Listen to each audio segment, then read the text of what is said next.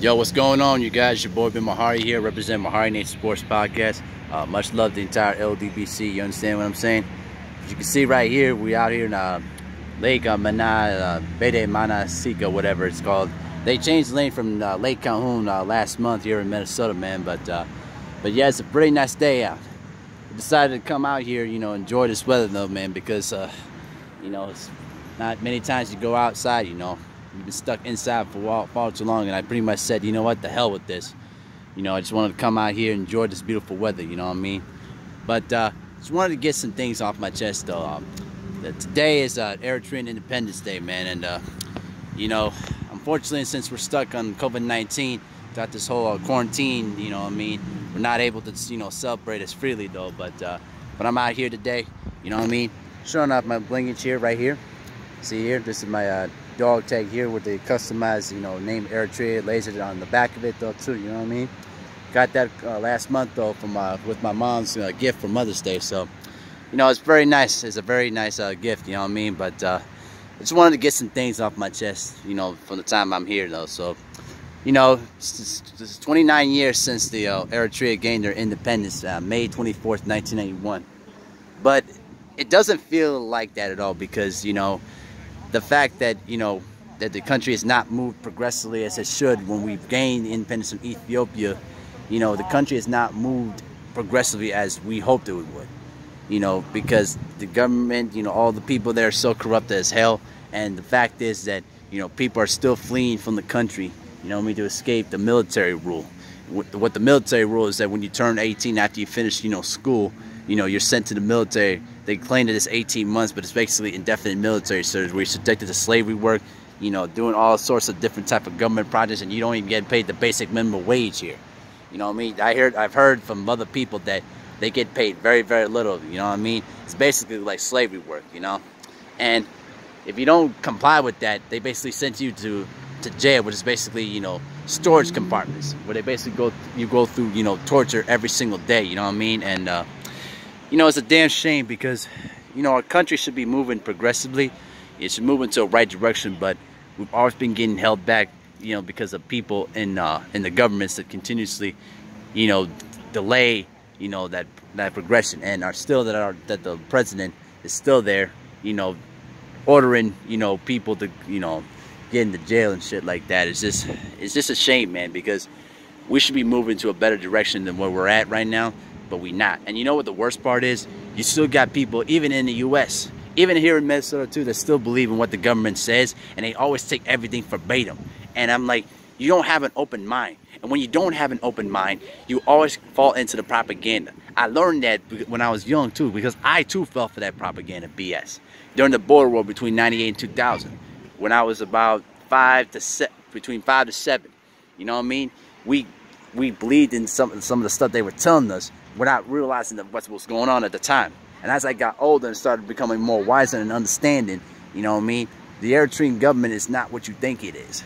You know what I mean? They always try to make you believe into the propaganda of what they're saying, but it's not actually true. It's all, garbage. And as a result, people are fleeing from the country. Even after Eritrea and Ethiopia had their peace agreement last year, you know what I mean? There's still people that were fleeing the country because, because they don't want to live there. It's basically hell there. You know what I'm saying? And the week after they signed the peace agreement, you know what I mean? They opened up the borders to Ethiopia, and Eritrean people were fleeing out there like droves, man. You know what I mean? Like, they didn't want to stay there no more. As you can see, some of the duckies right there in the middle there. You know what I mean? It's like, people just don't get it, man. It's like, they don't want to listen to what's going on there, to what the internal problems is. And if you listen, you don't figure out what the problem is, they're still going to persist, and they're still there. And there's like people in our communities here in the U.S.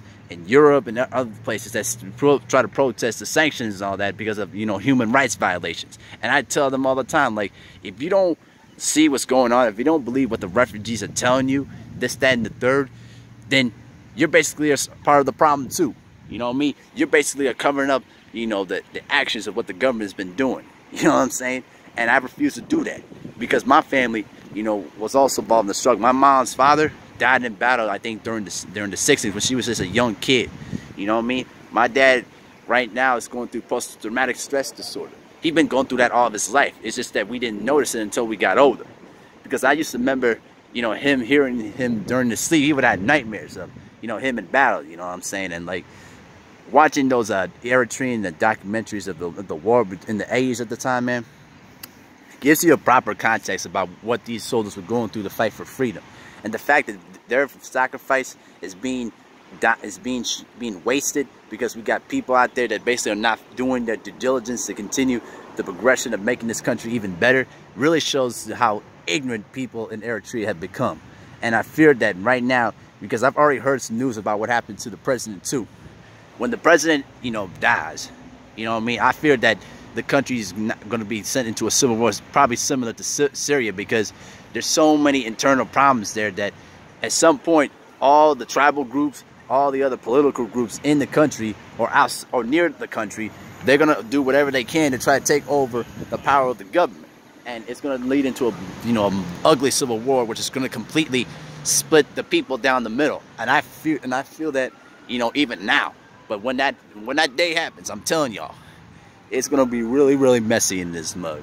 And I may not even talk to a lot of my Eritrean friends for a while, because I don't want to get involved in, and I don't want to get caught in the middle of this BS, man. I already went through that during that border war when I was just a young kid. And you know, let me tell you a little story about that. I was embarrassed for one time. There was an Ethiopian girl that was just new to our school, and our teacher was like, "Why are you not sitting next to her?" And she said, and I said to her, like, it was the worst embarrassing moment. I said she was Ethiopian, and I got caught up in that propaganda stuff. And I know there's gonna be people like, "Well, Bill, you were just a kid, you know, you didn't know better." Like, no, I should have known better.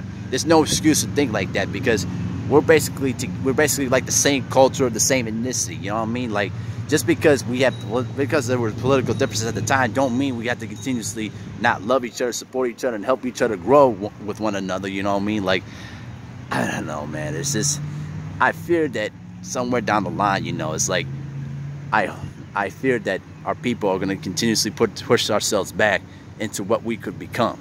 You know what I mean? We need to do better. We need to find ways to progressively move the country forward. You know what I mean? We have to unite together as one. Put all of our personal differences and, you know, personal feelings aside, and figure out a way to try to work together as one to finish the job that our soldiers did, you know, 29 years ago. Because right now we're stuck on quarantine. We're not be able to, you know, to pay tribute to them lives, man. But, you know, I'm making this video right now because I want to give my thanks to them for what they did. You know what I mean? Even though it just doesn't feel right at all. But I'm just doing this because my mom's father still, you know, is part of our family, and she still has a picture in her own house, and I always pay tribute to him, you know, anytime I see her and all that. So, but you know, that's just how I feel about this whole matter, though, man. I just wanted to get my feelings out there. But my message to all Eritrean people around the world is, we need to do better. You know, we need to listen to each other. We need to cooperate with each other. You know what I mean? And we need to unite together to really finish the job that our soldiers done, you know, 29 years ago. Because if we continuously delay ourselves and let people, you know, that corrupt us and allow them to try to infiltrate what we need to do to fix the country, all we're doing is holding ourselves back. And then eventually down the line, it's going to make things into an ugly situation. And I hope that we don't get a civil war out of this. But my fear is that when the president is gone, I'm telling y'all, that's what I fear is going to happen, though. But I just want to get my feelings about the whole situation. Y'all take care now, and I wait to have fun.